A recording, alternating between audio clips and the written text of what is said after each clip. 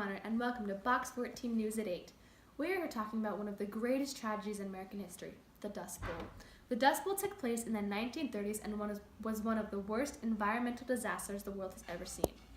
3 million people left their farms on the Great Plains during the drought, and 500,000 migrated to other states, almost all to the west, leaving their homes behind. I have my weather guy, Weston Weathers, on the case right now. Let's see what he has to say about the situation. Thanks, Kitty. So many of you are probably wondering, well, what's the science behind the Dust Bowl? Well, the Midwestern region of the United States during this time, and still today, has a semi-arid or steppe climate. The next driest to desert climates. And because of this, this causes a serious problem when they have droughts. Droughts are a serious weather hazard in this part of the region. And what's more, the plains and Midwest is positioned in a way that since it has no mountains, all the winds are just going through there, they're like all chill. And flat lands and warm air waves create high winds, and high winds create dust storms. And this is why this part of the Midwest was so affected by the Dust Bowl. And with modern technology, we have figured out that the jet stream is actually partially responsible for this. So scientists at NASA's Goddard Space Flight Center recently used a computer model and satellite data to examine the climate change. And they determined that it was the cooler than normal Pacific Ocean temperatures and warmer than normal tropical Atlantic Ocean temperatures that create the ideal area for the drought. You see, your warm mass right here, you have this cold mass right here, and the combination of these two combine to create an unstable surface air. And cooler than normal temperatures over the Pacific Ocean created the drought and the dry air. So I'll send it back to you, Kitty. Sounds like more than just a little sand in your pants. Thanks, Weston. Times were tough. By 1934, it was estimated that 100 million acres of farmland had lost all or more of its topsoil to the winds. Hello? I've just received breaking news that our very own field reporter, Grigorovich Gray, has managed to travel back in time to the 1930s and is on the scene right this very moment. Over to you, Grigorovich.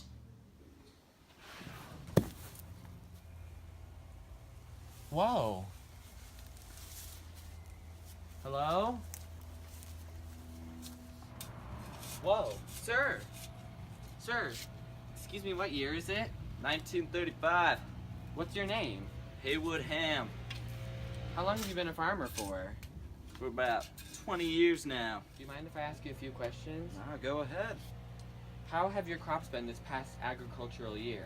Not too good. Why is that? Can you elaborate? It's been many dust storms. The soil's just horrible. I can barely yield enough crops to feed my family. How has these dust storms affected you? Like my family? Yes. We're barely surviving right now. The government's been paying me to keep my yields low because we have an oversurplus of wheat. Interesting. I don't remember what you're saying. What do you think contributes to the cause of these dust storms? Well, you see, during the Great War, there was a big migration west of people to farm these vast lands because we needed more food because of the war. But after the war, there was no need for this food. We had an oversurplus, and we needed to stop producing these crops. So in a means to make more money, lots of farmers just started ravaging the land, making lots and lots of fields of profit crops, other crops besides the essentials. And it eventually wasted the nutrients in the soil. And on top of all this, a big drought came along, just dried up all that soil.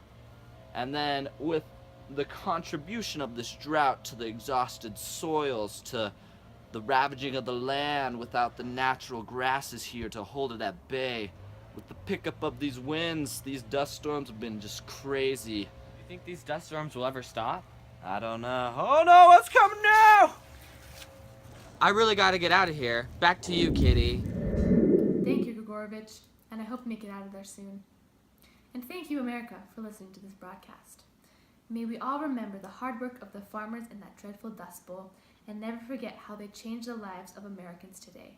Thank you and good night.